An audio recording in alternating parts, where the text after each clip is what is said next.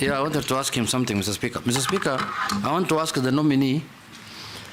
You see, why we are here today, Mr. Speaker, vetting the second batch of ministers in the halfway, midway of a term of an election. Mr. Speaker, is because of things that Kenyans have complained about. And some of the things Kenyans have complained about is about opulency, arrogancy, and show off. The nominee is somebody known to me very well, Mr. Speaker. I must share with the committee that. And he's somebody whose God has blessed him as a family and as a person. He's a man who loves fine things of the world. Now you are becoming a CS. What are you going to do? God's blessings are not limited to people who love fine things of the world. Yes, but for him, that's how he has enjoyed it. Yes. That's what he has enjoyed. So now you are going to become a public servant at very high level. How are you going to define that line of your private life and your public life? Because Kenyans don't want any opulence at the level of the job that you are being interviewed for here. Thank you, Mr. May I? Kenyans are not against opulence, they are against show-offs. Show-offs, yes. Yes, show-offs. Yes. Yes, George. Thank you, Mr. Speaker. Mining research is not quite prominent in the country, but I'm now informed that some universities have actually started offering courses in mining, and they're doing lots and lots of research. My own university, Tharaka, is doing it. Confirm that if this committee, if the House approves you and confirms you, you will actually collaborate with the various universities in the country so that we have better research and better studies, including absorbing those who are studying mining, so that we have local experts. We don't have these foreigners coming from all over pretending to be the experts and cutting away our minerals. Running out of time, but Kosing? Mr. Speaker, just one thing, Mr. Speaker, I forgot. Also about fishermen who are being arrested in Lake Victoria, going to Uganda by Ugandan government. What are you going to do about it? They are suffering. Last time, he has answered. He answered that. Kosing? I can bring mine later. Pardon? He will not come back. No, not for it. Oh, pardon? It's not for him. Okay, it's not for him? Yes. Okay, fine. Honorable Speaker. Nominee, can I beseech members, we stop here? Yes. We have 4 others waiting. If it's burning, Rahab, I'll give you. If you're asking about your question, it was answered when you are out. It's not about my question. I was just asking about the gender imbalancing in the fishing industry. What he'll do so that women can be involved. He said that thousands of women handling fish when it lands on the beaches. I thought? Yes. Pardon? But okay. Take the question and answer the honorable member about gender parity in the industry. Okay. So, Mr. Speaker, the first issue was by Honorable Emesa on some mining that around the border area that is contested. What I want to tell you is that I've also heard about the same issue, for example, in Moyale County. And I am going to work with members of parliament, governors, very closely to ensure what rightfully belongs to Kenya stays in Kenya. And that opportunity is secured for and on behalf of the people of Kenya. So we'll work very well together. That assurance government is about continuity, and what Mvurya committed, I will take on and move forward with you. Answer the remaining questions in 2 minutes. Mr. Speaker.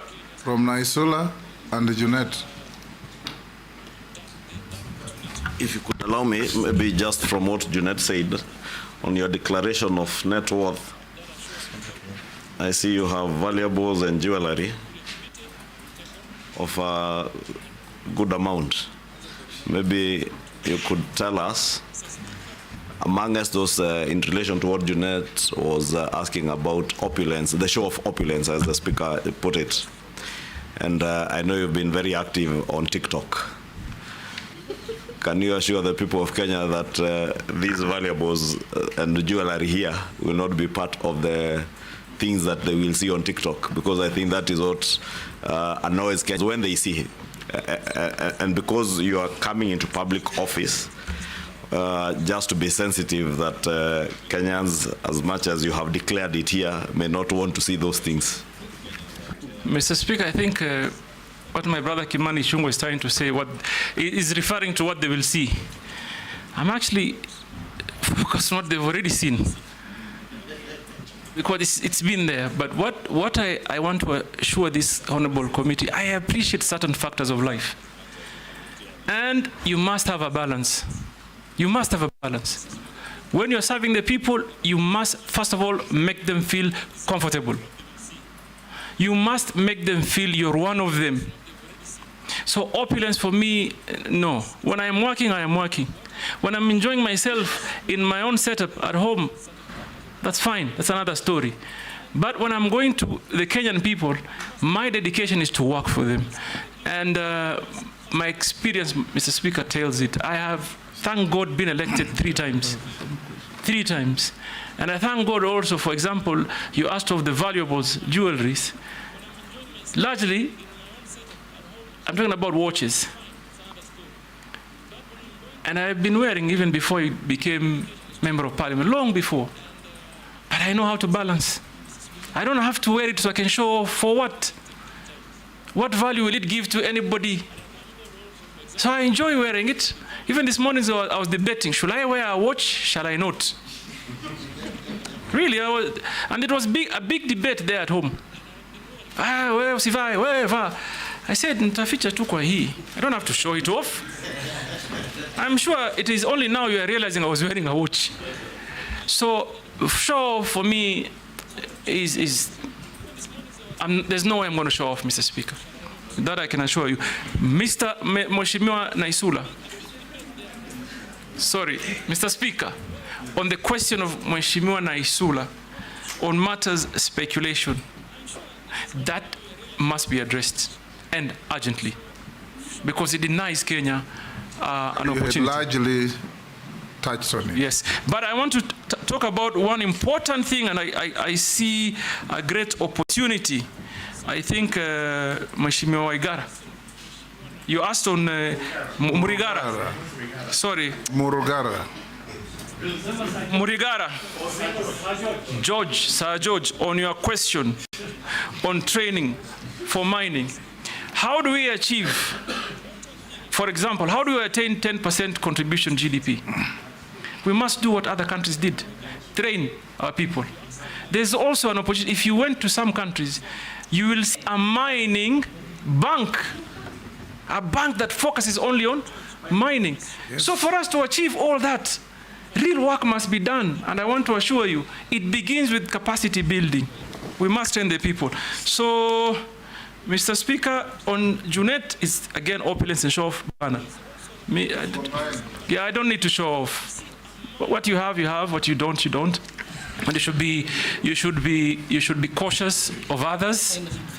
You should be cautious of others. We should end there. Showing off actually is a sign of inferiority complex. But I wanted to end with the one comment on Junet. I heard him yesterday say something. I heard him say that being rich is not a crime. And also I heard him say, I don't know whether Kimani Ichung'wah shared his audited account. I heard him say Kimani Ichung'wah is worth 5 billion shillings. So, brother... Kimani contested that he had understated that's what I heard yesterday. Yes. I saw it on TV somewhere. So I end here, Mr. Speaker.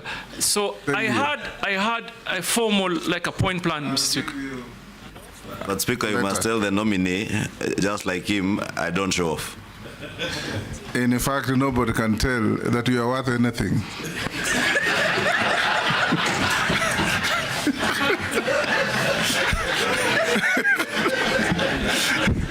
Mr. Speaker, and that must be the culture in Kikuyu constituency.